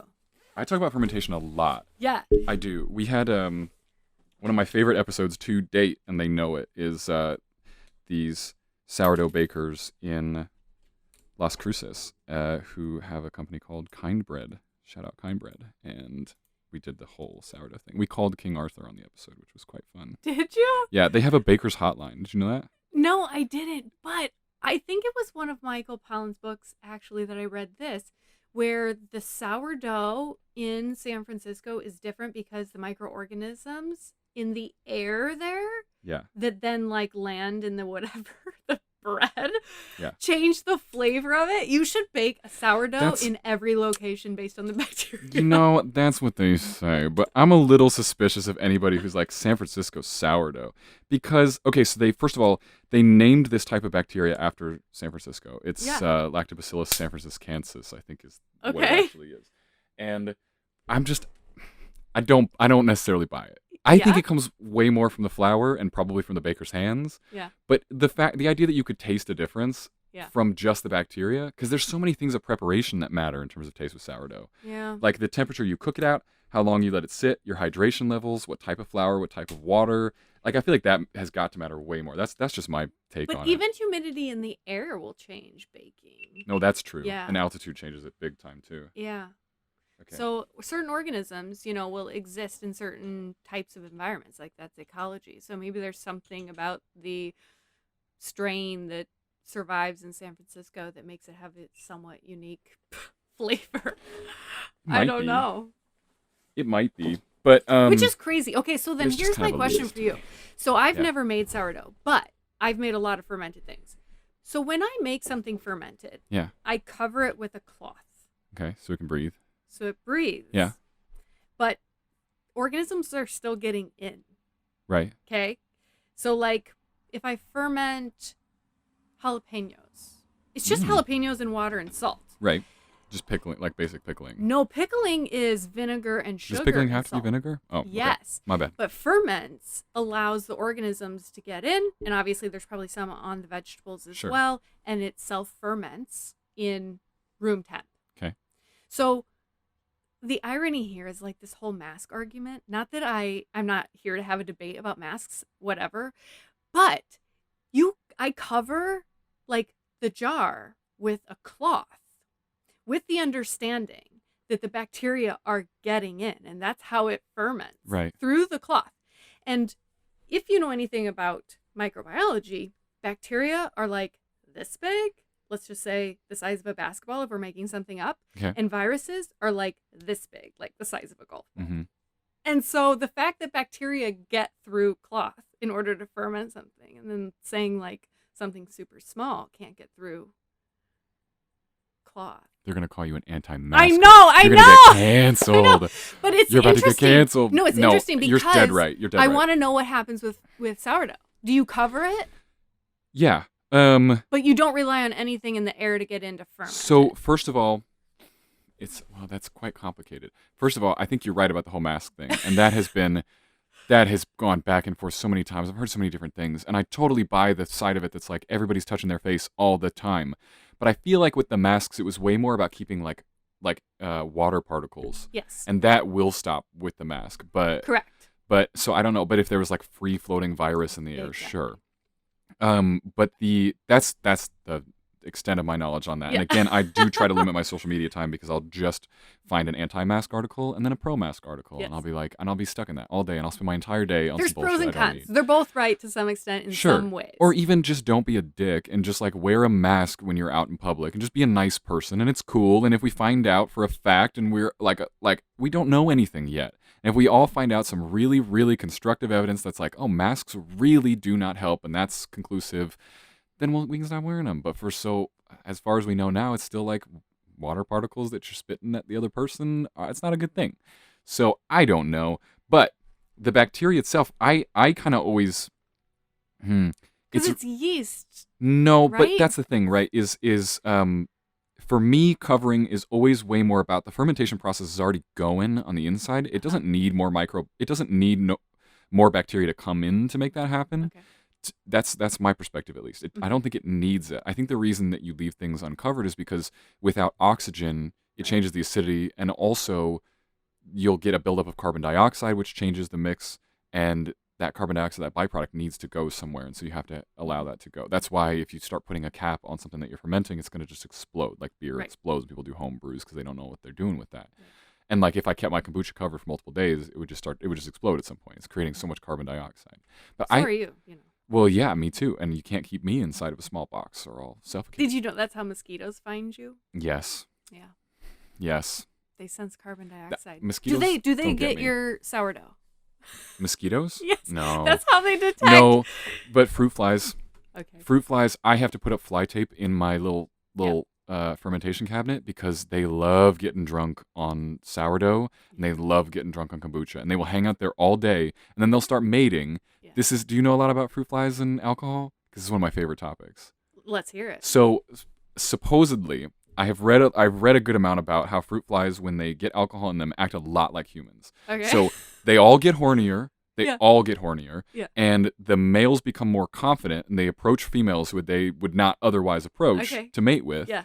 And so it's exactly what happens when a big group of humans starts drinking together. And they don't live that long and they mate like crazy. Yeah. And so if you give them alcohol, they'll just do it more. And so I have to keep fly tape up in there because and it's gross. There'll be not 100. There'll be like 20 fruit flies if I don't have the fly tape up. And if I'm in the right place. It depends on the season and if there's actual fruit flies around. And it's disgusting to me. I have everything sealed, like not sealed, but they can't get through the cloth that I use, and I keep it tightened down with rubber bands. So nobody's getting in my food or anything. But they still love the smell. They sense it. And I think they still get drunk off of some of the vapors. Yeah. I think they can get drunk off of those like vapors that emit. I don't know. Super interesting. Fruit flies are great. Ugh. They're funny. They don't scare me that much because it's not like flies. I don't think they have like really, really dangerous pathogens for humans or anything. No, but we do study them quite a bit. That's because they're just like us. Yeah. It's weird how much they're like us. We have a lot of DNA similar to like weird insects. Really? Very basic things. Yeah. You think we're super complex, but we're really, from a DNA perspective, from a genetic perspective, we're really not. I got caught up watching Our Planet on Netflix. Andrea will watch a nature documentary with me anytime. Yeah. If I'm in the mood. But it's sort of like, it's like the follow-up to Planet Earth, basically, that Netflix did. David Attenborough's still doing the narration, all that, because that's who you need. Yeah. And the leafcutter ants were crazy. I love them. Yeah. I studied biology in Costa Rica, and they will be like a highway like this fat. Really? Just like all carrying leaves that they've cut. Yeah. And it visually looks like it's the most insane thing if you've ever seen it, because you're like, what is that? It's like this moving thing, but then you realize it's an ant that's carrying something that outweighs it for sure. And there's an entire army of them, and they have ants on the outside of the lane that are just like defender ants that don't actually carry the leaves. And if you get close to them, they will attack you. They will go up your clothes. They will bite you. They will whatever, to keep this like ant highway moving. It's such a strange peek into like collective consciousness. Yeah, right? It's like it validates all the things I'm always wondering. I think about weird things. But I like thinking about consciousness. Like, is it something we produce or is it something we receive? And you look at those ants and you're like, I feel like they're receiving this. I feel like there's a master brain that they're all tapped into, so they all understand their job. And the cordyceps mushroom thing with them is the creepiest thing. They just go and explode and it just grows out of their body. Yes. Have you ever watched the TED Talk by Paul Stamets? No. I'm obsessed with mushrooms. But anyway, he's like the mushroom guy. Okay. And he made a movie called Fantastic Fungi. And it's all about how mushrooms can save the world. So he has like 9 different patents on mushrooms. And one of them is a carpenter ant will like eat your house or whatever. I don't know. It's a carpentry thing. Like ants or termites or whatever eat wood. Oh, geez. And so if they eat this particular mushroom, though, they'll take it back and feed it to everybody else. And a mushroom will pop out of their head and kill them. And so it's a patent actually to keep houses from being eaten by insects. There's another one where he took an oil spill, and they will take things that are not living and digest them and create life. So he can take like an oil spill and turn it into a living, growing, plants on it thing. Yes, it's the thing. Yikes. They make antibiotics. It's insane if you haven't watched it. Antibiotics? Yes. Like- So like plant Like chemical. antibiotics? Yes. That's the trademark name that they'll go with. Yeah. This wasn't even a good joke. And you didn't laugh at it the first time. And then I pushed it the second time. But I just wanted people out there to know that I was thinking about antibiotics. Antibiotics. Paul Stamets. Look it up. I will. Mushroom guy. TED Talks are weird, though. I hear weird things about TED Talks. Yeah. Like it's a really core group. They don't like things that sort of question. They have like a dogma. Like they have people who decide like what's TED Talk information, what's not TED Talk information. Well, They scare me, but I still like them.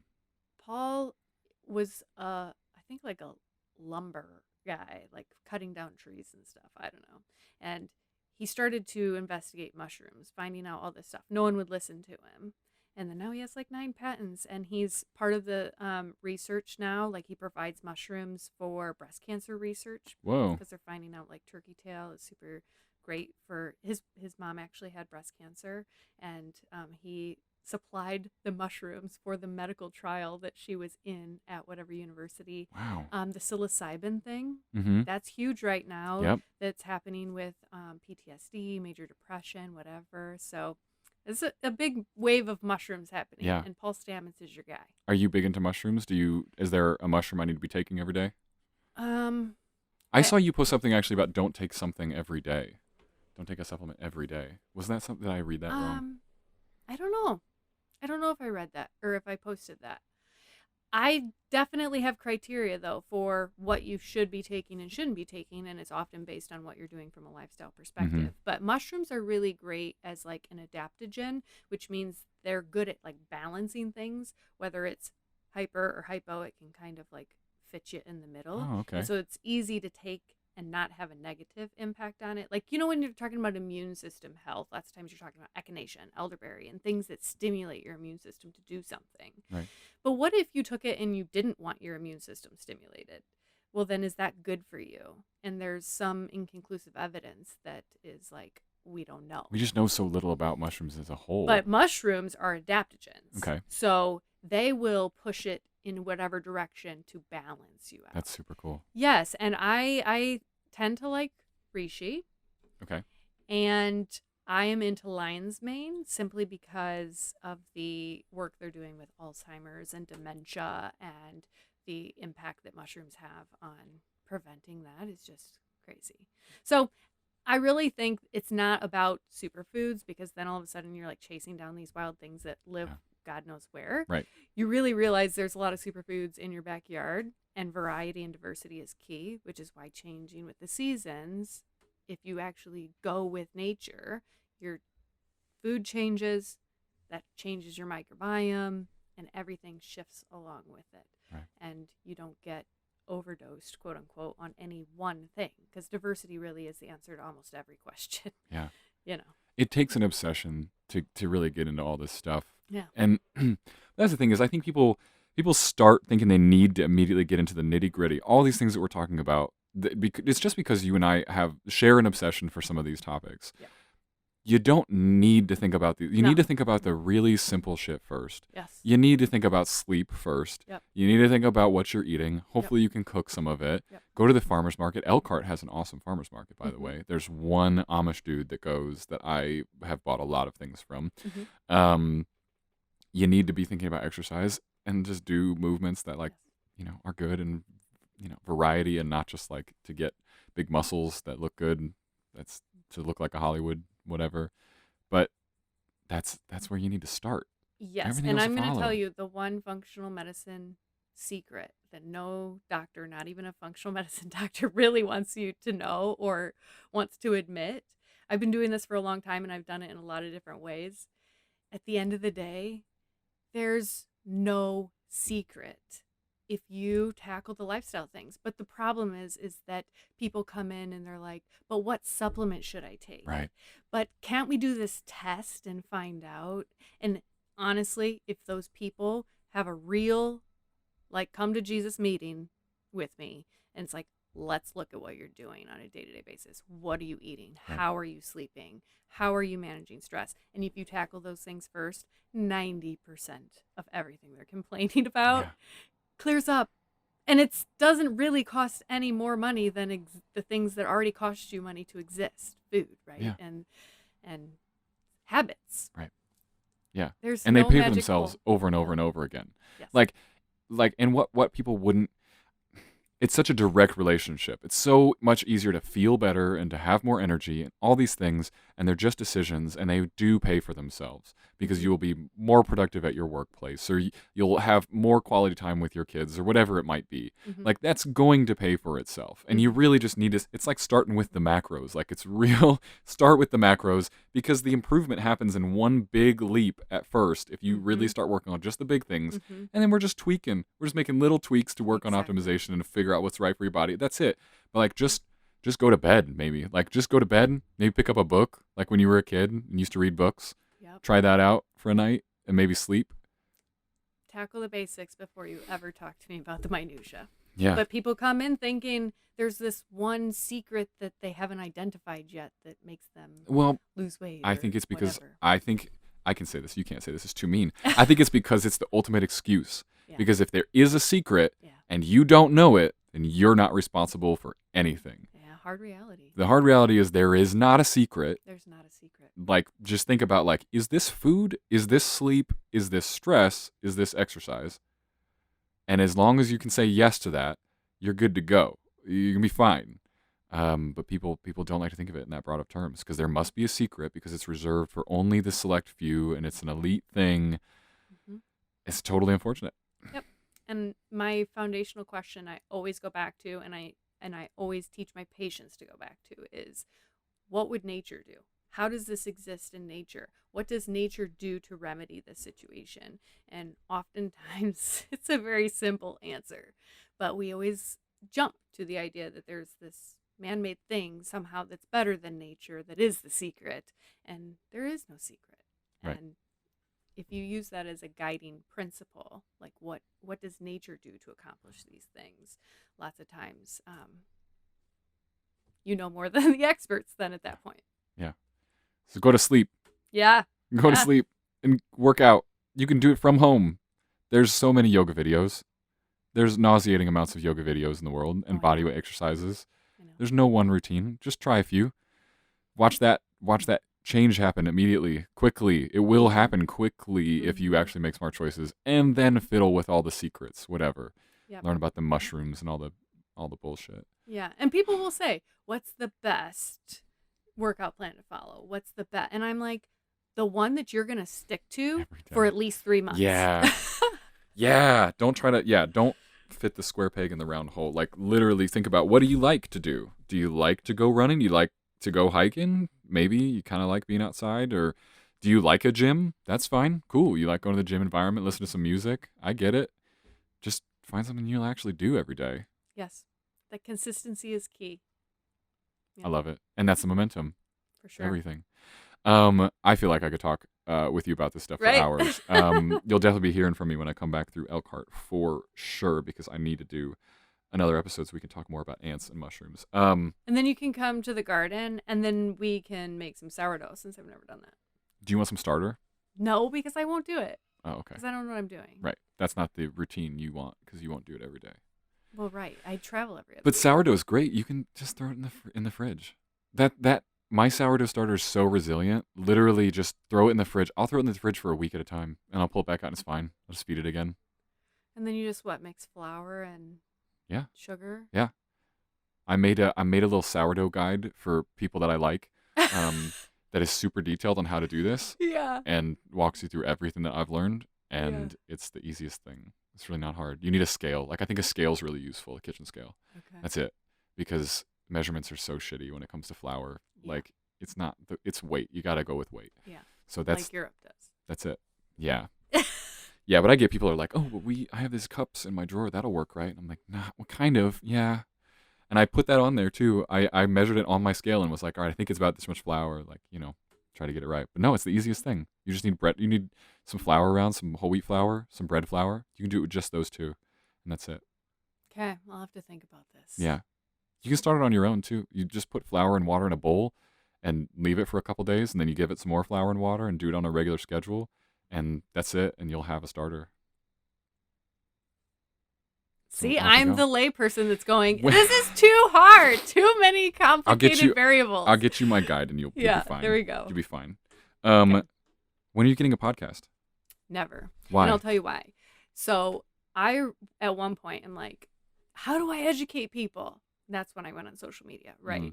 Wrote the blogs, do the videos. Yeah, you do all these great graphics. Post stuff. Yeah, just to educate people. But now podcasts are so saturated that I almost feel like you could just hop around and be on everyone else's podcast. That's true. That I don't know if I really care enough to have my own podcast. That's fair. And then you have to do all the work. Yeah.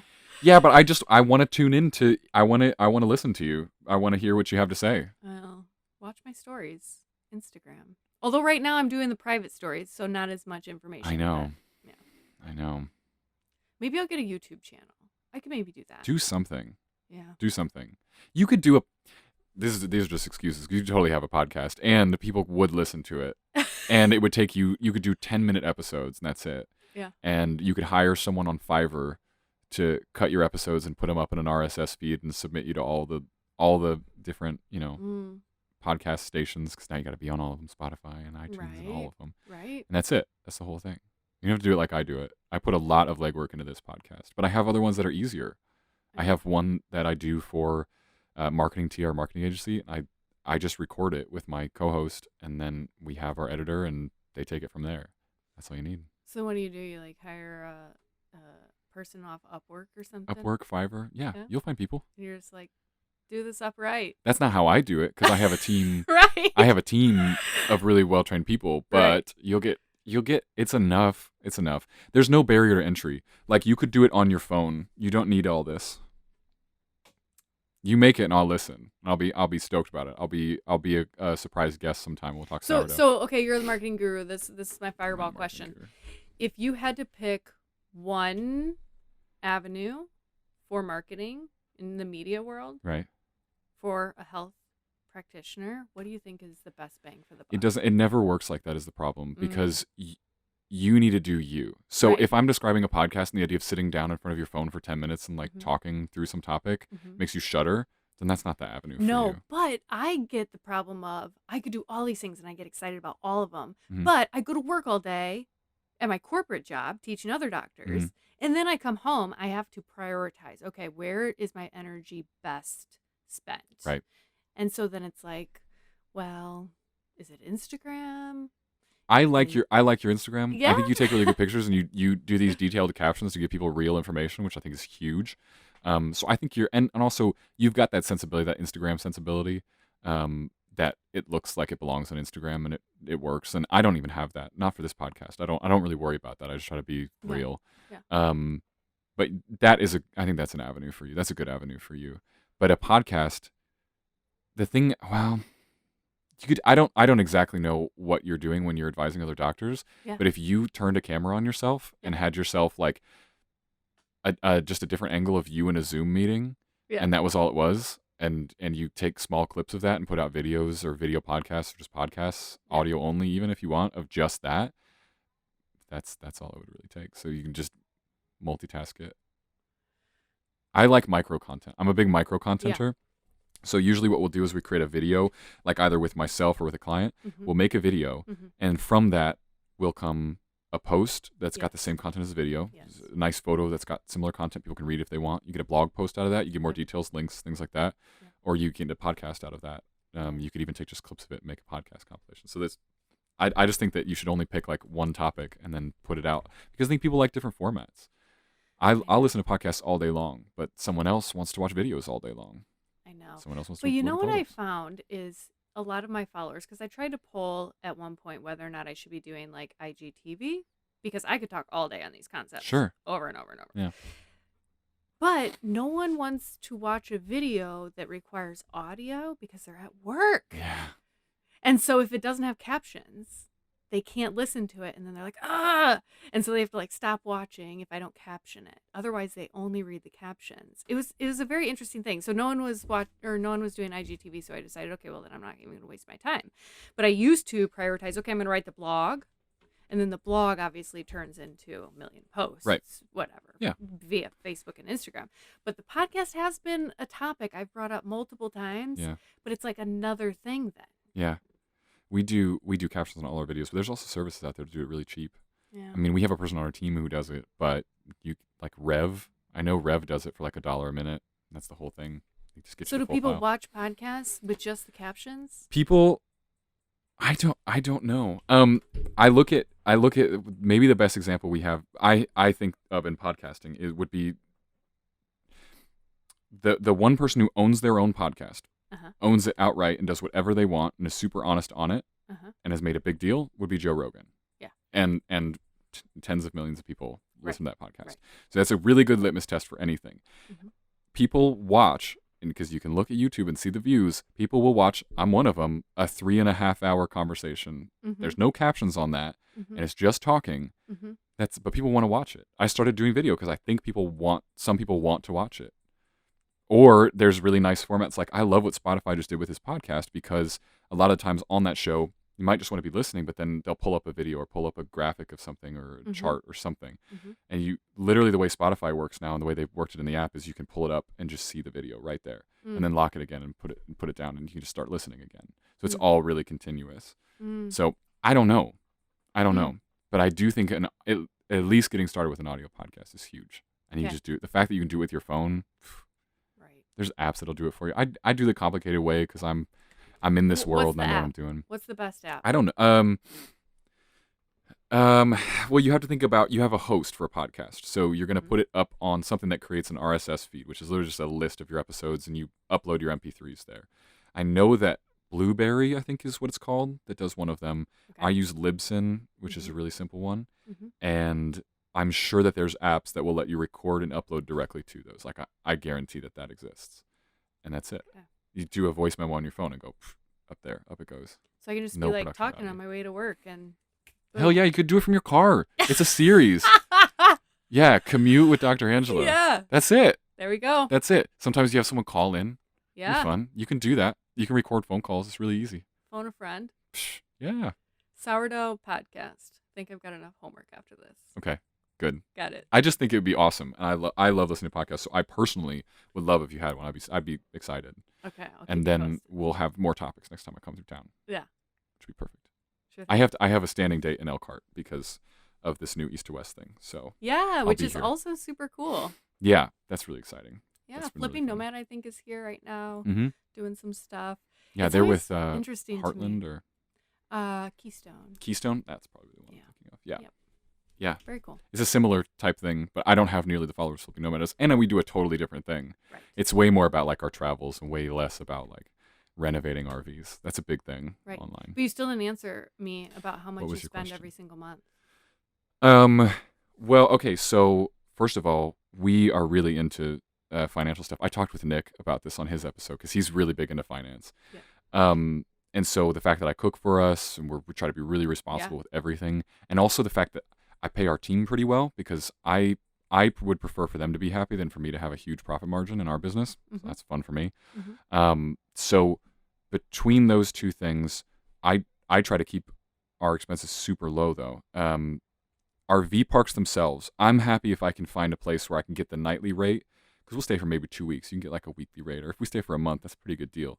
But as long as it's like under 40 a night, I'm pretty happy. Okay. And then you just mix in some boondocking, and it just every night that you boondock, you save $40. Have you ever done a harvest host? Yes, that was our Wyoming Life that I mentioned earlier. Yes. The ranch we stayed at, that was the first time we'd done that. Okay. We pretty much just did that last week, but it was just a friend's farm. But it's okay, right, same thing. It's like the same setup. Thing. Show up with your own water, and yes. they gave us a power cord. That's it. Yep. We stayed at 3 harvest hosts on our trip. One was an alpaca farm. That's awesome. So I ate some alpaca meat. Whoa. I know. Was it felt good? Kind of bad. Yes, it wasn't gamey at all, which was interesting. Goat or something? I feel like it would be a lot like goat. It wasn't gamey at all, and it actually, their poop was everywhere, which is like rabbit poop. It doesn't smell. Okay. And they're communal poopers. So they poop in one pile until they decide that Oh. pile is done. And then they move to another pile. There's an agreed upon bathroom area. Yes, Yikes. but it doesn't smell. But anyway, yeah, so we stayed on there, and we stayed at a couple wineries too. Don't ever stay or drink wine in Nebraska. Was it bad wine? It was a pretty winery, but it was not good. That's okay. Different places have bad stuff. Yeah. Alaska, get your beer game together. I can tell you, Anchorage has terrible beer. I tried them. It sucks. Maybe they don't have the organisms. I think it's the water. Okay. It's the water. That's why I miss Denver, because the water was so good, that Rocky Mountain water. Yeah. But, not every place has the Rocky Mountains, obviously. No, but yeah, that is a fun way to do it. I didn't even mention that we're in your RV here, which is fun. Yes. It's a good setup. Yeah. It's been pretty comfy. I like it a lot, actually. It's really cool. Yeah. Farmhouse modern. Yeah. The farmhouse interior. There you go. It looks a lot like ours. That's the similar stove. So I bake sourdough in a stove that's that same size. Okay. I think it's the same brand, but it's the same size. Yeah. I can make it work. If I can make it work, you can make it work. That's true. Maybe I should have set up shop in here. It can be my little fermentation lab. It could be, too. It could be. But you need more counter space in here. That's the thing. Ours has a really good amount of counter space, which just makes me really happy with all the cooking. We have an island in the middle, which is a big difference. Yeah. That's, well, you're living in it. Yeah. Yeah. I mean, if you live in it, you need different things. Yeah. I'm not ready for van life. Yeah. I know Andrew's going to want to do it at some point. I'm not ready. Oh, boy. That's But tough. how much do you end up spending at the end of the day? Oh, Like, comparatively from a normal life that most people are living versus a transient life. I don't know what a normal life is. I mean, I lived in Denver and the rent was stupid. Yeah. It was stupid. It's not the same as the rent here, and I haven't had a mortgage, so I don't even know what that would look like. But I think 40 a night times 30 days is like $1,200. So somewhere in that was about my rent in Denver. So that's roughly stayed the same. Oh, yeah, because you would stay parked, so you wouldn't even have to really worry about, like, gas. When? The way we do it? Yeah. Well, we move like every 2 weeks, though. And But we'll go still. like 10 hours away, like Okay. a lot. Gas isn't that bad, though. I mean, we have, first of all, gas prices are great right now because it's like $2 a gallon in a lot of places. And we have a really good diesel truck that just takes care of it. Yeah. Taking care of the truck is an added expense because I get its oil changed a lot and I try to take good care of it. Right. So that's an added expense. But groceries are they're a little bit different everywhere. But the problem is we like to go to farmers markets and Whole Foods, and so our grocery bill is huge because we really care about that. But then I don't have a gym cost. I don't have, and we don't buy that much stuff. Right. Because where would we put it? So Exactly. everything we buy is really. Andrea is so good. She does not buy a ton of clothes. She Yeah. very rarely will want to buy clothes, and when she does, she gets rid of the old ones. Yeah. She does like almost an exact swap. Like, all right, shirt for shirt, out. Yep. Something coming in, something It's going great. out. So I don't know how to tell you what. I don't know. It's not Like, well, bad. yeah, I feel like that's the biggest question, though, It's when people doable. think about this. It's like, okay, I could break free from the ties of corporate world and I could have all this freedom, but would I be able to exist? Yeah, Right? That's the big question. And- absolutely. I think more people save money than lose money doing this. Yeah. Internet can get kind of expensive. That was the other thing. I learned very quickly that even if a place has Wi-Fi, it doesn't mean very much. No. You can't even hardly check email on campground Wi-Fi's. Yeah. So if I'll you're get gonna you my- if you're gonna work It's from not. I'm not sure if it's legal or not, so I'll let you know how we do it okay, off the air. I'll get the minutia with you. there we go. The things you need to know. No, I think it's legal. It's just shady. It's just like a dude who sends me an invoice. And that's it. But we have a mobile router, and it is awesome. So. Yeah. Because I have a friend that just started doing it, and she was trying to do Zoom calls, and she was like, even with my booster, it wasn't enough. Nah. You need to. Yeah, you just need to get a better mobile router. Yeah. I'll hook you up. I'll tell you how we did ours. Yeah. I don't want to do it on the air. I don't want to get in real trouble. Right. Don't come and take me to jail for that one. For all my internet use, because we upload huge files. I mean, we're taking videos constantly, so we'll use a terabyte a month easily of between download and upload. Yeah. So we have to. Yeah. And we've been on other internet providers that are supposed to be for RVers, and they're supposed to be unlimited, and then they'll blacklist our card, and I'll be like, our SIM card's not working, and they'll be like, well, you were abusing the service, and I'm like, so it's unlimited though, right? And they're like, yeah, but you're still using too much data. And so I asked them, I was like, okay, well, then what does the average person use? And they said 60 gigs a month or something. And I was like, so that's the cap then? Are you willing to tell me that that's the cap? And so it's not unlimited. And they're like, no, it's unlimited. You're just abusing it. Yeah. I was like, you just run a media company. you idiots. Like, what am I doing? I'm not like running some sort of online casino from my RV, like doing something shady. I'm not a part of the dark web here, like Yeah. torrenting illegal movies or something. I just have to upload a ton of video files all the time. Yeah. Andrea does. I shouldn't say I do. She does. Overnight, all the time. Very cool. Otherwise, it works. All kinds of things to think about. I realized that I was like closing this episode a little while ago. I was trying to put an ending on it, and then we got into RV stuff, and then it's just You're a whole gonna have to other break area. it into two. It's like No part way. Two. Mm-mm. No. No, because I think I like long episodes. Okay. If people want to hang with us, then this Yeah. is what hang with us looks like. I think. Yeah. You know, come and hang. Yeah. It's not a super long episode or anything. I've done worse. Ugh. I think I've maxed out about 2.5 hours. Oh boy. Yeah. But I'd go longer. That's definitely for the person in the car Yeah. driving their RV for Yeah. 3 hours. I think it's different. I think it's going to be different when I have like guests who come back on. Because like when someone comes back on, I'm like, hey, do you want to like rip out a long episode and just like have a good time? That's totally different than like you and I just met. Yeah. I'm not going to be like, all right, I need 4 hours of your time now. Yeah. Because I'm not Joe Rogan. I can't just be like, hey, talk to me for 4 hours. So, that's it. But Very cool. it's good. Well, next time you're in town, we'll revisit. And I know, I'll I hope let you're you in know town, too. how is the sourdough? What's going on with the garden? podcast? Yeah, we'll visit the garden. Do you have your podcast, which I'm ready for? Homework. I'm an action item girl. Yeah. Drive by with Dr. Angela. That's pretty bad. That's got bad connotation. Drive. Drive time? Actually, someone's already called Peter something. Attia, you might like him. I've heard the name. He's an MD and he has a medicine podcast. I would say it's pretty functional, but it's kind of biohacking, and it's called The Drive. Okay. You would So like it. You I should listen. tried to rip off his name for you. You You'll have to did. find your own name for sure. I will. Yeah. I'm trying to think of something with the last name, like Hands at 10 and 2, maybe. No, that's terrible. You'll find it in your brain I'll at 2 text it to you. a.m. Yeah, and I'll get a random message. That is what I think about at night. I really Yeah. do. Like, I'll just go down those rabbit holes. I love it. Yeah. Okay, where can people find you so they can see all the cool stuff we've been talking about? What's your handles and all that good stuff? So Dr. Angela Lucterhand is where you'll find me on Instagram. Check out the stories. Obviously, I've got timeline posts. I try to post every single day pieces of educational content, and I get a little crazy about it because I can never get it all right. So I probably have like 80 posts in the queue. So it's Nice. like I kind of wake up every day and I'm like, what am I amped up about today? What am I going to teach people about today? What am I getting asked about a lot today? That's So- awesome. So yeah, so Instagram is probably where I'm most active, and then I've learned, I don't know, I'm not a media guru, but Okay. I've learned that Facebook, if you just share your Instagram stuff to Facebook, they like devalue it.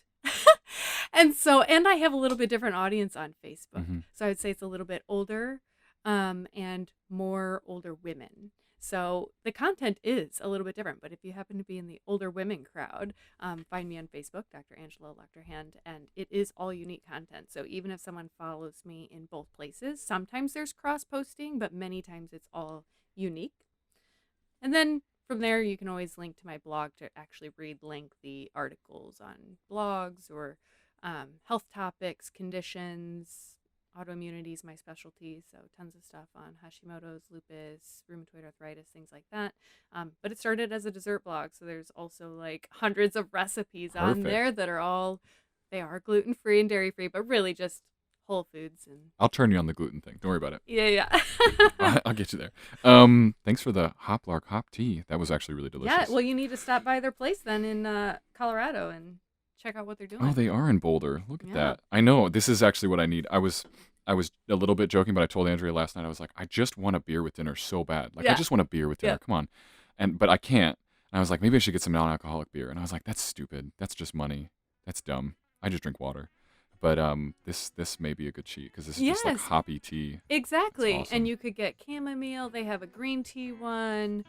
They've got all kinds of options. That's fun. Thank you, of course, to our sponsor, Track Farms, for that CBD, because that stuff is tasty. And thank you very much, Dr. Angela, for being on the podcast. It was a total pleasure. I'm really excited we got to do it and just had this one shot to do it. So thank you for being here. Thanks to everybody for listening. And as always, we will see you on the next episode.